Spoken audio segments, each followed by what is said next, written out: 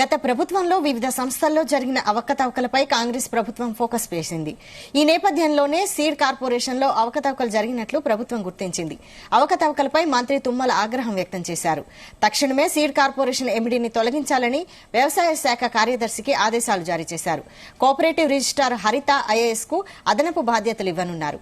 ఈ అవకతవకలపై నెల రోజుల్లో నివేదిక ఇవ్వాలని ఆదేశాలు జారీ చేశారు.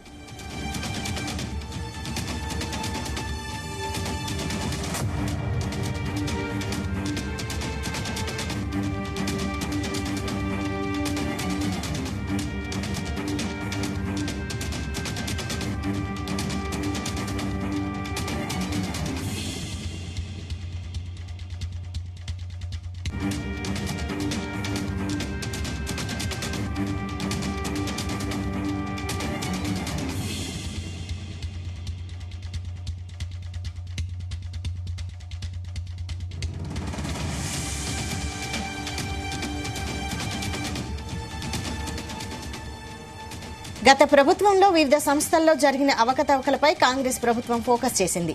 ఈ నేపథ్యంలోనే సీడ్ కార్పొరేషన్లో అవకతవకలు జరిగినట్లు ప్రభుత్వం గుర్తించింది. అవకతవకలపై మంత్రి తుమ్మల ఆగ్రహం వ్యక్తం చేశారు. తక్షణమే సీడ్ కార్పొరేషన్ ఎండీని తొలగించాలని వ్యవసాయ శాఖ కార్యదర్శికి ఆదేశాలు జారీ చేశారు. కోఆపరేటివ్ రిజిస్ట్రార్ హరిత ఐఏఎస్ కు అదనపు బాధ్యతలు ఇవ్వనున్నారు. ఈ అవకతవకలపై నెల రోజుల్లో నివేదిక ఇవ్వాలని ఆదేశాలు జారీ చేశారు.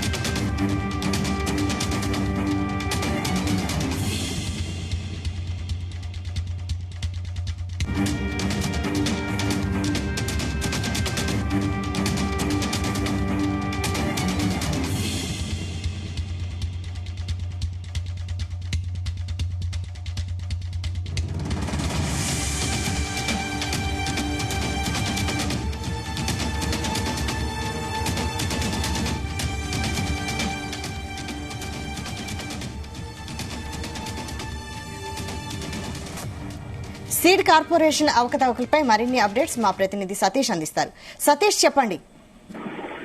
వైశాలి, గత ప్రభుత్వ సంస్థల్లో జరిగిన అవకతవకలపై రాష్ట్ర సర్కార్ ఫోకస్ పెట్టింది. ఒక్కొక్కటిగా అన్ని కార్పొరేషన్స్ పై ఎక్కడెక్కడ అవకతవకలు జరిగాయి, దీనికి గల కారణాలేంటి, దీనిలో ఎంతమంది ఇన్వాల్వ్ అయ్యారు, గత ప్రభుత్వంలో భారీగా కొన్ని శాఖల్లో కూడా అవినీతి జరిగింది అనే ఆరోపణలు ఉన్నాయి. కాబట్టి ఈ నేపథ్యంలో స్పెషల్ గా రేవంత్ రెడ్డి సర్కార్ కూడా ఫోకస్ చేసింది. ఇందులో భాగంగా ఇప్పటికే ఇటు కాళేశ్వరం ప్రాజెక్ట్ లో భాగంగా నిర్మించినటువంటి 3 బ్యారేజీలు, ఇటు మేడిగడ్డ ఇష్యూ గానీ, అదేవిధంగా అన్నారం బ్యారేజీ, అదేవిధంగా సుందిల్లో జరిగిన అవినీతి కూడా ఇప్పటికే రాష్ట్ర ప్రభుత్వం ఫోకస్ పెట్టింది. త్వరలోనే దీని విచారణ కూడా సిట్టింగ్ జడ్జితో కూడా విచారణ చేస్తామని కూడా రాష్ట్ర ప్రభుత్వం చూస్తుంది. ఇప్పటి వరకైతే దీనికి సంబంధించిన విషయం కూడా విచారణ చూపడుతుంది. మరోవైపు ఇటు గొర్రెలకు సంబంధించిన స్కీమ్ లో కూడా పెద్ద ఎత్తున అవకతవకలు జరిగాయి, భారీగా అవినీతి జరిగిందన్నప్పుడు కూడా పెద్ద ఎత్తున విమర్శలు వచ్చాయి. కాబట్టి ఈ నేపథ్యంలో ఆ శాఖపై కూడా చర్యలు తీసుకున్నారు.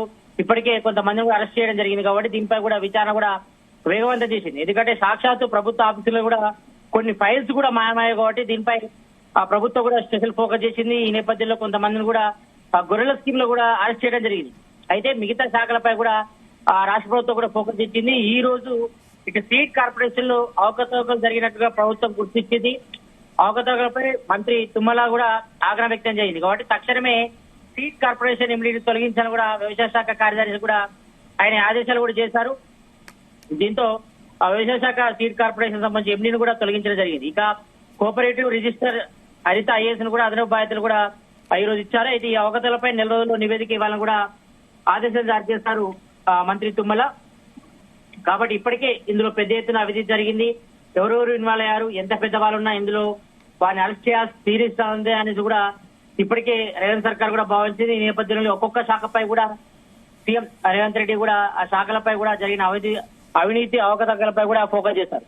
ఇటు మరోవైపు ఇటు సెక్రటరియట్ నిర్మాణం, అదే విధంగా అమరజ్యోతి ద్వీపం, అదే విధంగా ఇటు అంబేద్కర్ విగ్రహం సంబంధించి కూడా పెద్ద ఎత్తున కూడా అవినీతి అక్రమాలు జరిగాయి, పెద్ద ఎత్తున టెండర్లు గోల్మాల్ జరిగిందని కూడా పెద్ద ఎత్తున కూడా విమర్శలు వస్తాయి. కాబట్టి దీనిపై కూడా త్వరలోనే ఒక నిర్ణయం తీసుకొని దీనిపై కూడా విచారణకు ఆదిస్తాం కూడా సీఎం రేవంత్ రెడ్డి కూడా కొన్ని ప్రెస్ మీట్ లో కూడా చెప్పడం జరిగింది. కాబట్టి అంటే బీఆర్ఎస్ గవర్నమెంట్ లో జరిగిన అవినీతి అక్రమాలపై కూడా పెద్దగా ఫోకస్ చేస్తున్నారు రేవంత్ రెడ్డి. దానిలో భాగంగానే ఒక్కొక్క శాఖపై ఏ శాఖలో ఏ రకంగా జరిగింది, ఎవరెవరు ఇన్వాల్వ్మెంట్ ఉంది, ఇందులో ఎంతమంది ఇన్వాల్వ్ అయ్యారు, ఎంత సొమ్ము పక్కదారిపోయింది దానిపై కూడా ఇప్పటికే ఫోకస్ చేశారు. అందులో భాగంగానే ఇటు మేడిగడ్డ సంబంధించిన కాంట్రాక్టర్, ఇటు ఎల్ఎన్టీ సంస్థపై కూడా విచారణ కూడా ఆదేశించారు.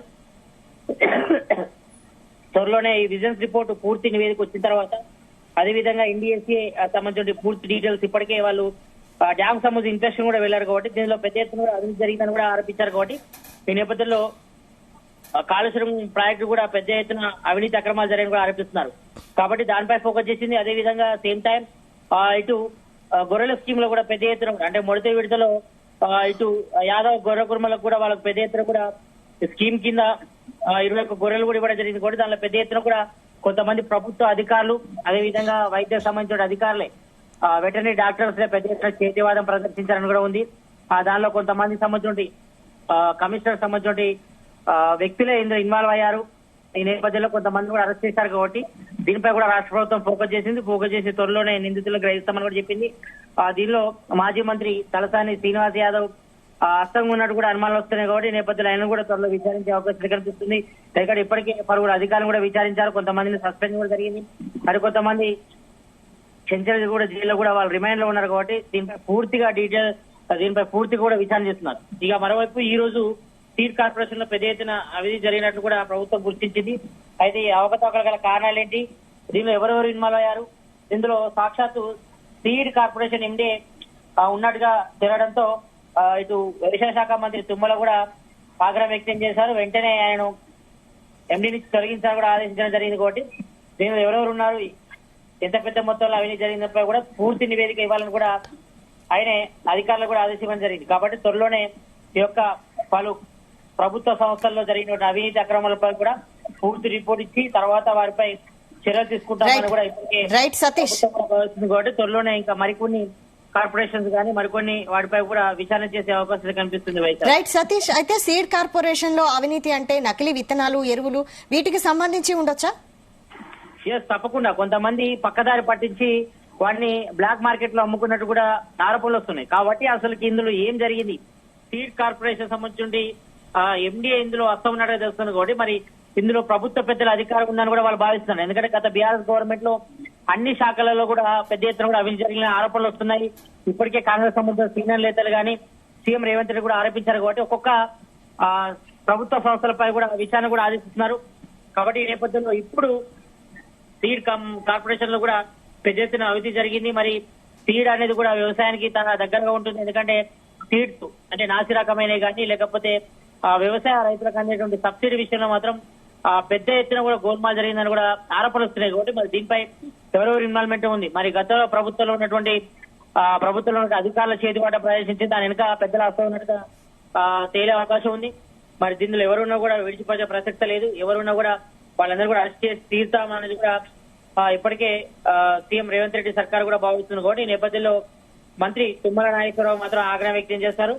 ఈ యొక్క సీడ్ కార్పొరేషన్ ఎండీని వెంటనే తొలగించి కోఆపరేటివ్ రిజిస్టర్ అనితకు అదనపు బాధ్యతలు ఇవ్వడం జరిగింది. కాబట్టి ఈ అవకతవకలపై కూడా నెల రోజుల్లో నివేదిక ఇవ్వాలని కూడా ఆదేశించారు. కాబట్టి మరి ఏం జరుగుతుందో చూడాలి. మరి ఇందులో ఎంత పెద్ద ఎత్తున జరిగింది, ఎందుకంటే ఇప్పటికే అన్ని శాఖలపై కూడా సీఎం రేవంత్ రెడ్డి విచారణ చేపిస్తున్నారు. అదేవిధంగా త్వరలోనే ఈ యొక్క సచివాలయ నిర్మాణం సంబంధించిన కాంట్రాక్టులు కూడా పెద్ద ఎత్తున అవినీతి జరిగిందని ఉంది.